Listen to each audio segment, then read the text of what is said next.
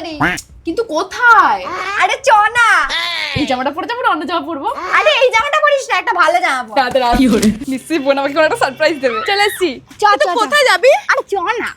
আরে চ চ চ।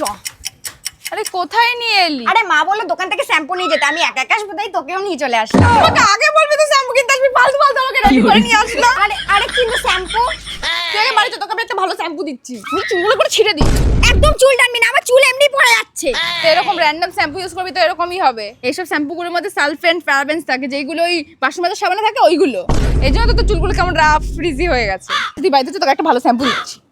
এই দেখ, তোকে এই শ্যাম্পুটার কথা বলছিলাম। আজ থেকে প্রায় কয়েক সপ্তাহ আগে আমার হেয়ার ফল ঠিক এতটা পরিমাণে বেড়ে গেছিল। এর জন্য আমি এসব র্যান্ডম শ্যাম্পু ইউজ করা বন্ধ করে ইউজ করছি অ্যালপস গুডনেস এর ফেনুগ্রিক শ্যাম্পু। বাজারে নর্মাল শ্যাম্পুর মধ্যে সালফেট প্যারাবেন্স কেমিক্যালস থাকে, বাট অ্যালপস গুডনেস এর ফেনুগ্রিক শ্যাম্পুর মধ্যে এরকম কোনো কেমিক্যালস নেই। আর এটা টেক্সচারটাও পুরো ট্রান্সপারেন্ট। বাজারের অন্যান্য শ্যাম্পুর মধ্যে এর মধ্যে কোনো রকমের কেমিক্যাল কালার অ্যাড করা হয় না। আর আমি এটা সবসময় অ্যালপস গুডনেস এর রাইস ওয়াটারের সাথে মিক্স করে ইউজ করি। আর এই শ্যাম্পুতে কোকোনাট বেসড ক্লিনজিং এজেন্ট থাকে, যা আমাদের চুলের ন্যাচারাল অয়েলকে রিমুভ না করে স্ক্যাল্পকে ক্লিন করে, এবং এর মধ্যে মেথিও থাকে যা আমাদের হেয়ার ফলকে কন্ট্রোল করে। আর গাইস, এটা ইউজ করার 2 দিন পরও আমার স্ক্যাল্প ঠিক কতটা ক্লিন। আর এটা 4.2 রেটিং এর সাথে ইউজ করার পরে আমার আর কোনো শ্যাম্পু ইউজ করার প্রয়োজনই হয়। আর আমি এখানে কিউআর কোড দিয়ে দিচ্ছি, তোমরা এখান থেকে ডিরেক্ট অর্ডার করতে পারো। আর কলকাতায় এটা 2 ঘন্টার মধ্যে ডেলিভারি অ্যাভেলেবেল আছে।